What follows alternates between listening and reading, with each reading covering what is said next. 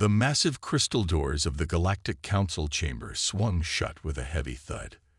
Ambassador Tom Wilson stood alone in the center of the circular room, surrounded by towering seats that rose like a stadium around him.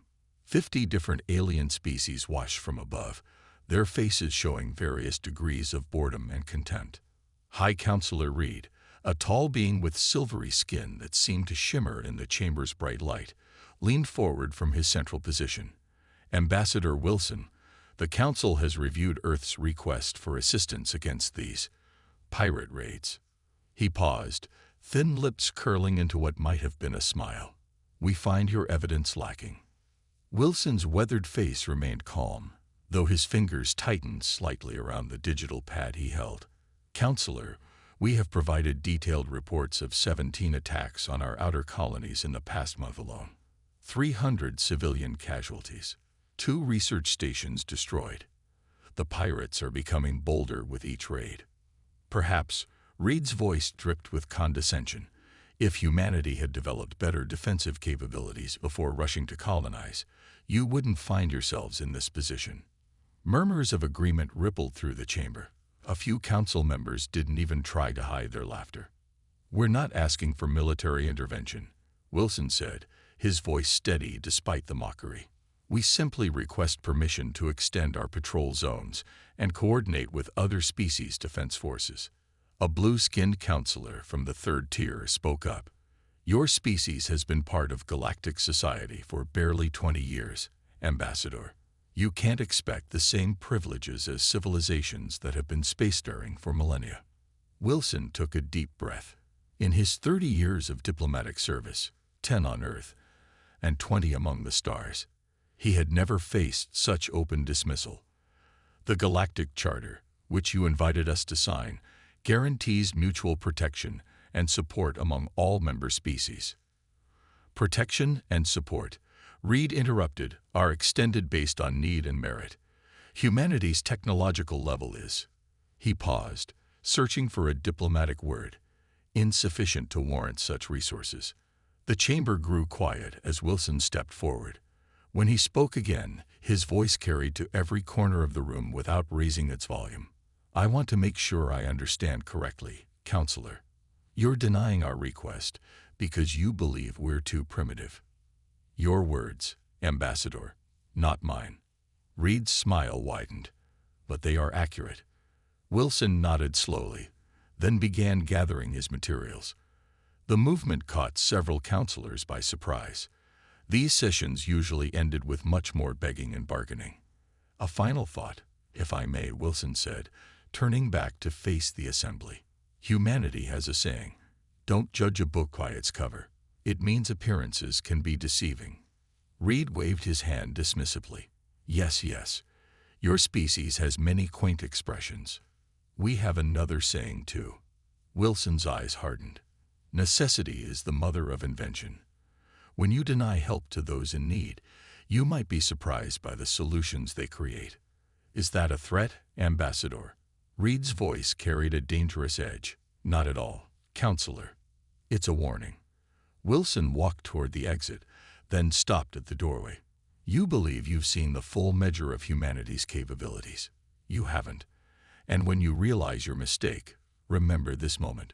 Remember that we came to you first, following your rules and protocols. Remember that you had a chance to be our allies. The doors opened, and Wilson stepped through without looking back. Behind him, the council chamber erupted into discussions, some concerned, others amused. None of them noticed the small smile that crossed Wilson's face as the doors closed behind him. In his pocket, his communicator vibrated once, a message from Earth Command. J. August Aflee, standing by, awaiting your signal. Wilson straightened his jacket and headed for his ship. Humanity had tried diplomacy, as they had promised they would. Now it was time for Plan B. The pirates and their secret council backers were about to learn why you should never corner a species that had survived and thrived on a death world. Captain James Walker stood at the bridge of the HMS Defender, watching the burning wreckage of what had been a peaceful mining outpost just hours ago. The Crimson Armada pirates had struck again, this time hitting harder than ever before. "Damage report," he called out, his voice tight with controlled anger. "3 storage facilities destroyed." "Sir," Lieutenant Adams responded from her station. "The mining equipment is mostly intact, but they took all the processed ore. 200 civilians evacuated to the bunkers. No casualties this time. Thank goodness." Walker nodded. The pirates were getting bolder, but also more careful. They seemed to know exactly when and where to strike. This was the 4th attack this week alone. "Sir," Communications Officer Bell spoke up. "Message from Earth Command. They want us to maintain our current patrol pattern and not pursue the raiders beyond our assigned sector." Walker's jaw clenched. The Galactic Council's restrictions were like handcuffs on his fleet. They could defend, but not chase. Could react, but not prevent. All because the Council deemed humans too primitive to handle expanded patrol zones. "Plot their escape vector," he ordered quietly. "Sir," Bell looked uncertain. "But our orders." "Just plot it, officer. I want to know where these bastards are going, even if we can't follow." The holographic display lit up, showing the pirates' trajectory. Walker studied it carefully, noting how it curved away from the usual routes. Something wasn't right about these attacks. They were too organized, too precise. His thoughts were interrupted by a new alert. "Captain, incoming transmission from Admiral Stone. Priority 1. The bridge crew straightened as Admiral Mary Stone's hologram appeared in the center of the bridge. Her expression was grim, but there was a glint in her eye that Walker knew well. The look she got when she was about to change the rules of the game. "Captain Walker," she said, "how would you like to stop playing defense?" Walker smiled. "With pleasure, Admiral. But the Council's restrictions are about to become irrelevant." Stone's hologram glanced around the bridge. "What I'm about to tell you is classified at the highest level. For the past 15 years, while we've been playing the role of the galaxy's primitive newcomers, Earth has been developing something special. We call it the Ghost Fleet." She pressed a button, and new images appeared, ships unlike anything Walker had seen before. They were sleek, dark, and somehow seemed to bend the light around them. "These ships," Stone continued, "use technology we developed in secret. The Council's own sensors can't detect them. And now, thanks to Ambassador Wilson's final diplomatic mission, we have authorization to use them." "Final mission, Mom." "The Council rejected our last request for aid. That was the signal we were waiting for. Captain Walker, you're being reassigned. The Defender will continue its regular patrols, but you'll be commanding one of our ghost ships, the HMS Phantom." Walker's heart raced. Finally, a chance to fight back. "Your mission is simple," Stone said. "Follow the pirates. Find their bases. Gather evidence of who's really backing them. We suspect certain Council members are involved, but we need proof. And once we have that proof," Stone's smile turned predatory, "then we show the galaxy exactly how primitive humanity really is." The hologram flickered out, leaving the bridge in stunned silence. Walker turned to his crew, seeing the same mix of excitement and anticipation on their faces that he felt. "Lieutenant Adams, log our current status as unchanged. Officer Bell, maintain regular patrol communications." He straightened his uniform. "I'll be taking a shuttle for a routine inspection of the mining facility." "Understood." His crew nodded, hiding their smiles. The pirates thought they had humanity figured out. A young, weak species playing at being spacefaring. They were about to learn just how wrong they were. As Walker headed for the shuttle bay, he thought about all the raids, all the damage, all the lives disrupted.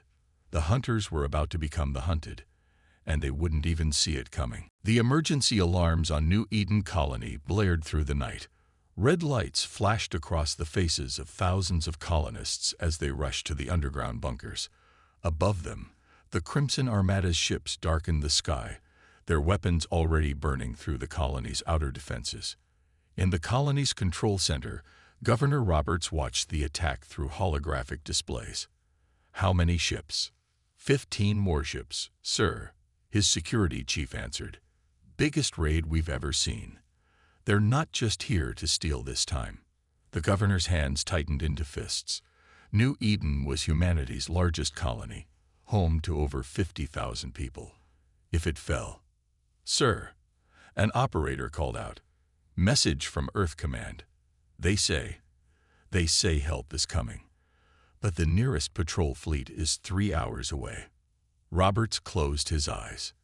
In 3 hours, there wouldn't be much left to save. In the Galactic Council chamber, High Counselor Reed watched the attack feeds with barely hidden satisfaction. Unfortunate, he said to the assembled council. But perhaps this will teach humanity to accept its proper place in the galaxy. The chamber's doors suddenly burst open. Admiral Mary Stone strode in, her uniform pristine, her face set like stone. Ambassador Wilson walked beside her. Admiral Stone, Reed said smoothly, "This is a closed session. You have no authority."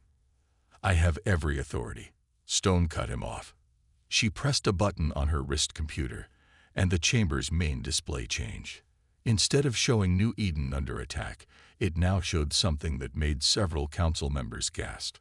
A massive fleet of ships appeared from nowhere, materializing around the pirate vessels like ghosts becoming solid. They were dark, sleek, and utterly unknown to the council. What is this?" Reed demanded. "This," Stone said coldly, "is humanity's ghost fleet. The ships you never saw. The technology you thought we didn't have. The power you ignored." On the display, the ghost fleet opened fire. Their weapons were unlike anything the council had seen. Beams of energy that seemed to bend space itself, missiles that split into hundreds of smaller projectiles, shields that absorbed enemy fire and turned it back on the attackers. The pirate fleet didn't stand a chance. "Impossible," a council member whispered. "Your species, you're too primitive for such technology." Wilson stepped forward. "We let you think that. We played the part of the humble newcomers while we prepared. Because humanity learned long ago, it's better to be underestimated." On the screens, the battle was already over. The Ghost Fleet had destroyed or disabled every pirate ship without a single civilian casualty on New Eden. Stone touched her computer again, and new images appeared. "And now, council members, let's discuss why the pirates knew exactly when and where to strike. Let's talk about the encrypted communications between certain council members and the Crimson Armada. Let's examine the financial transfers, the secret meetings, the coordinated efforts to keep humanity in its place." Reed's silvery face had turned pale. "These are lies. These are facts," Stone interrupted. "Verified, documented, and already transmitted to every member species of the galaxy. The Ghost Fleet didn't just protect our colonies. It gathered evidence. Every raid, every attack, led us closer to the truth." Ambassador Wilson smiled sadly. "We gave you a chance to be our allies. You chose to be our teachers instead, and you taught us something valuable. Never trust those who profit from keeping others weak." Reed stood up, trying to maintain his dignity. "The council will not be threatened by." A new alarm sounded in the chamber. On the displays, more ghost ships appeared, surrounding the council station itself. "This isn't a threat," Stone said quietly. "This is justice, and it's only the beginning." Several council members were already rushing to the exits. Others sat frozen in their seats. Reed looked from Stone to Wilson to the displays, finally understanding just how badly he had miscalculated. Humanity wasn't just fighting back.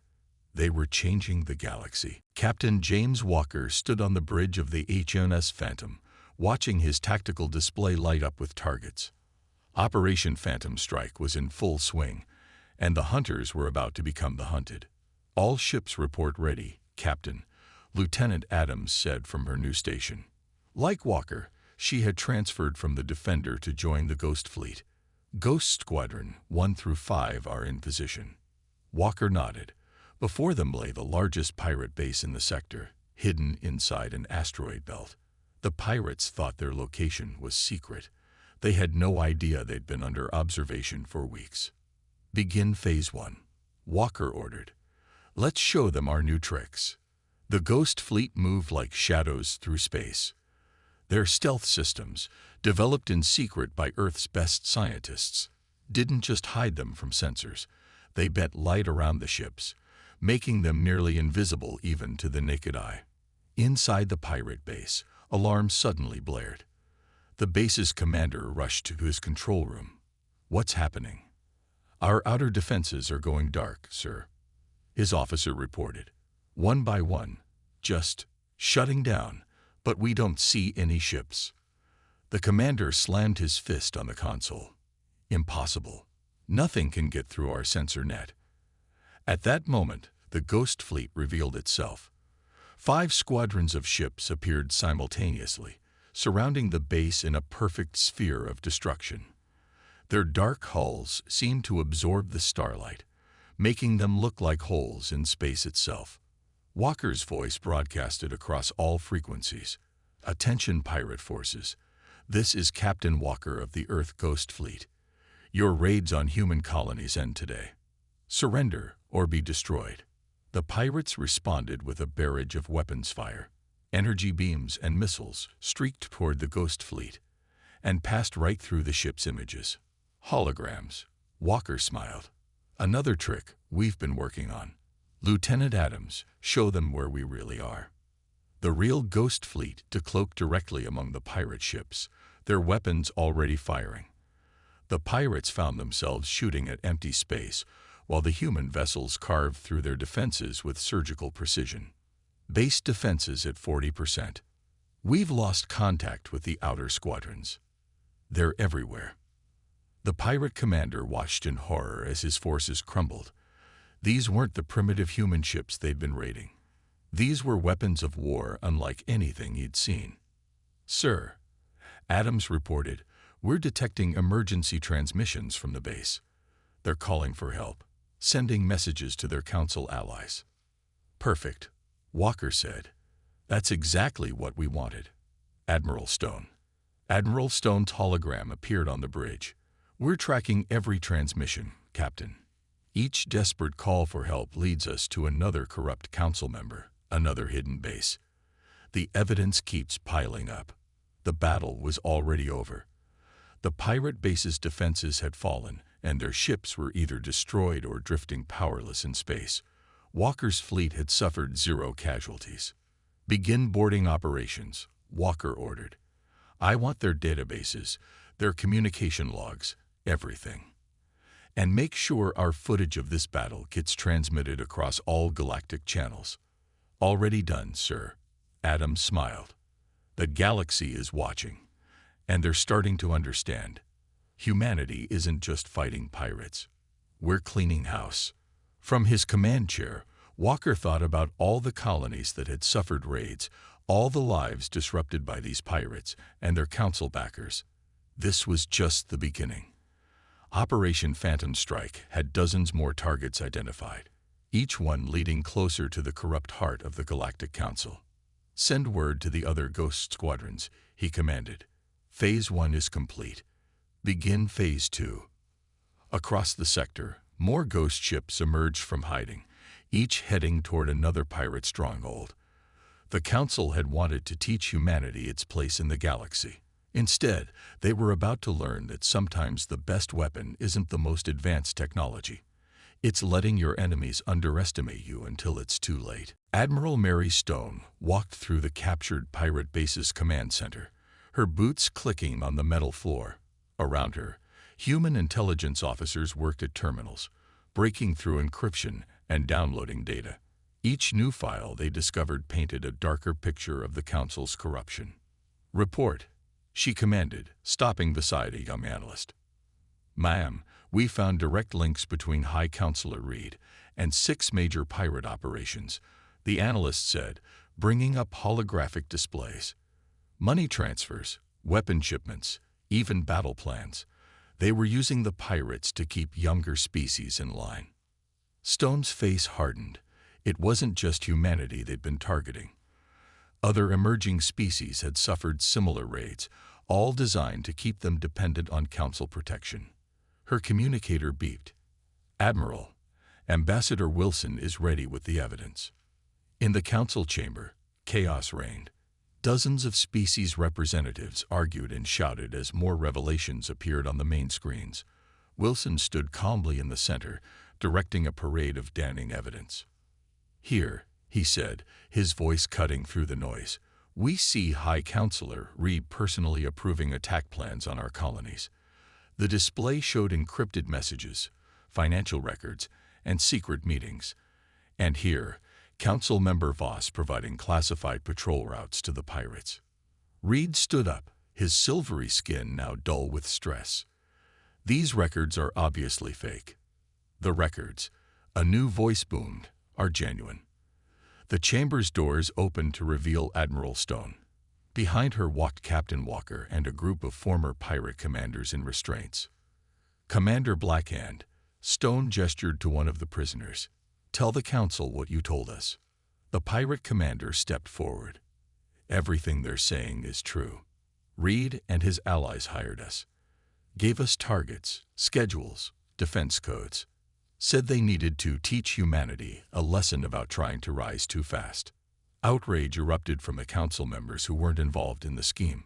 One of the older species representatives, an ancient being named Mentor, raised his voice above the chaos. "How long?" he demanded. "How long has this corruption festered in our Council?" "Decades," Stone answered, activating a new display. "We found records going back 50 years. 17 different species were targeted, their development deliberately stunted, all to maintain power for a corrupt few." Wilson stepped forward. "But humanity was different, wasn't we, Reed? We didn't just survive your attacks. We adapted, prepared, gathered evidence. You built weapons," Reed shouted, "secretly developed technology beyond your supposed level." "We built defenses," Stone corrected.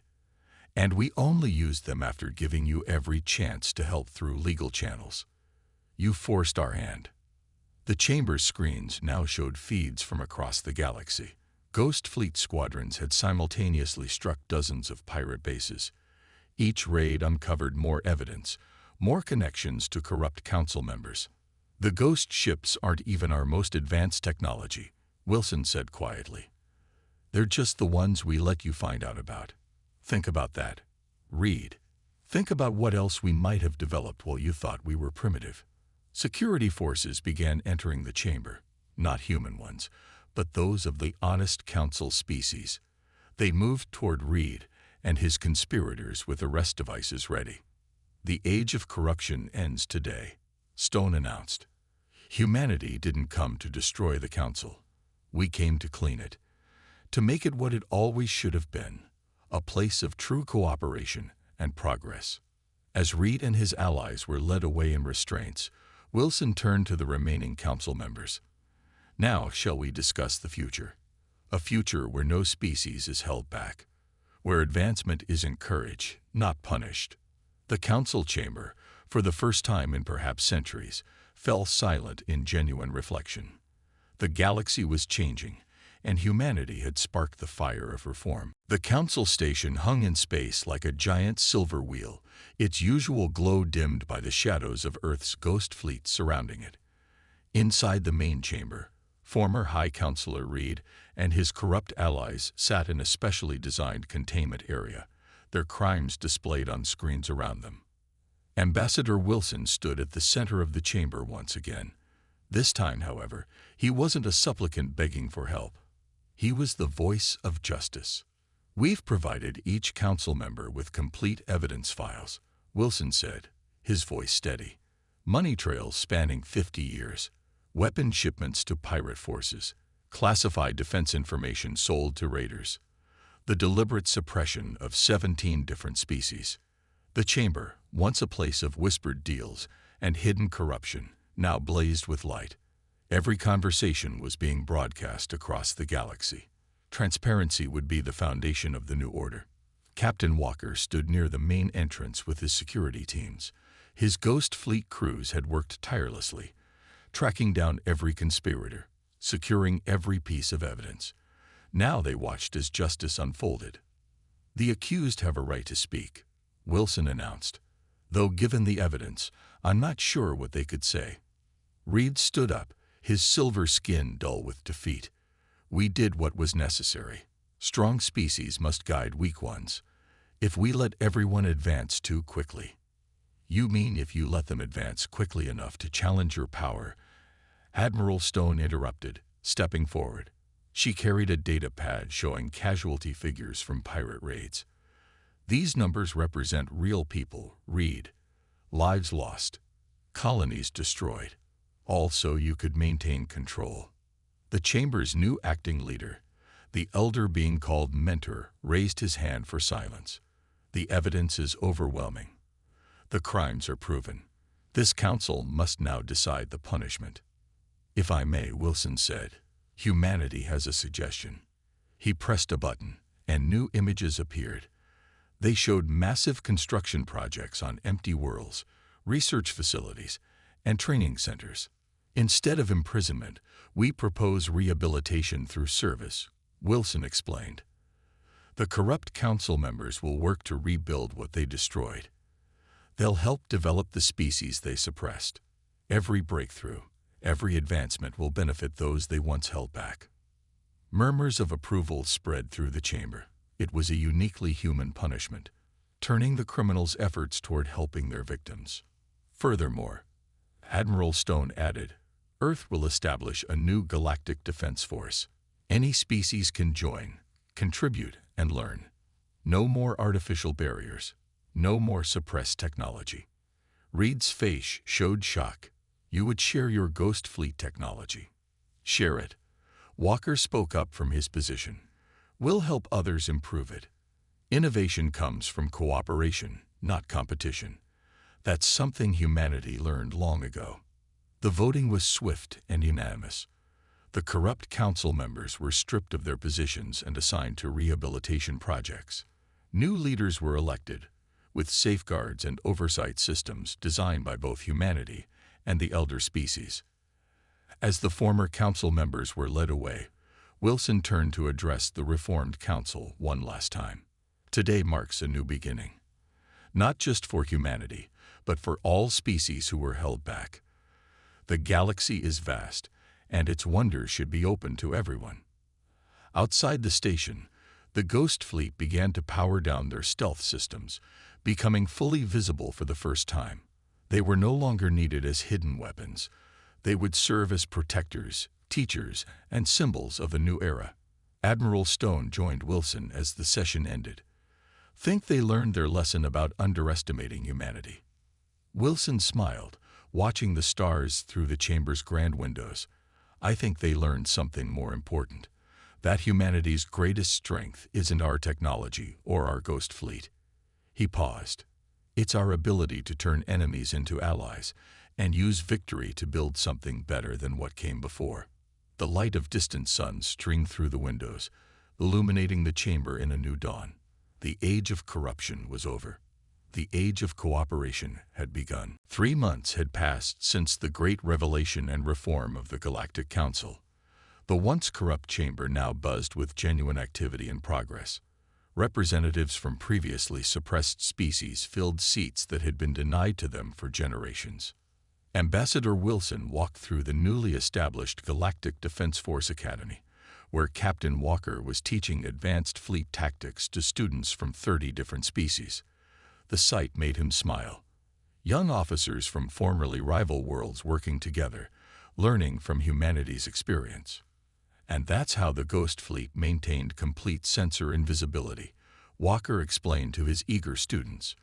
"But I'm sure it'll all find ways to improve the technology. Fresh perspectives lead to new innovations." In another part of the station, Admiral Stone oversaw the transformation of former pirate bases into research centers. Teams of scientists from multiple species worked together, sharing knowledge that had been hoarded by the old council. "Admiral," a young alien researcher called out, "we've combined our stealth technology with the Centaurian energy systems. The efficiency is 30% better than original specifications." Stone nodded approvingly. This was exactly what humanity had hoped for. Cooperation leading to advancement. The former High Counselor Reed worked in one of these centers, his punishment serving a greater purpose. Under constant supervision, his extensive knowledge was finally being used to help others rather than suppress them. The bitterness in his eyes had slowly been replaced by something like understanding. The humans were right, he admitted quietly to his supervisor one day. Progress comes faster through cooperation than control. In the Reformed Council chamber, Wilson addressed the assembly. The agenda today was expanding membership to include 6 more emerging species, races that would have been kept out by the old regime. 3 months ago, this chamber was a place of secrets and suppression. Wilson began. Today, we look at the results of openness and cooperation. The Galactic Defense Force has eliminated piracy in 42 sectors. Joint research teams have made breakthroughs in medicine, energy, and space travel. Former enemies now work together. He gestured to a large display showing the statistics. Crime rates had plummeted. Trade had increased. Scientific breakthroughs were happening weekly. The galaxy was flourishing. But our greatest achievement, he continued, isn't in the numbers. It's in the change we see in people. Former pirates now serve as legitimate security forces. Suppressed species are reaching for the stars. Even those who once worked to hold others back are learning to help them advance. The chamber erupted in applause. Among those clapping were several of the elder species who had initially doubted humanity's approach. Later that day, Wilson met with Stone and Walker in a quiet observation room overlooking the galaxy's spiral arm. "Did you ever imagine it would work out this well?" Walker asked, watching ships of various species traveling peacefully through the space lanes. Stone smiled. "Honestly, I expected more resistance, but I think everyone was ready for change. They just needed someone to take the first step. Humanity's greatest gift wasn't our technology or our ghost fleet," Wilson reflected. "It was our experience in overcoming our own divisions.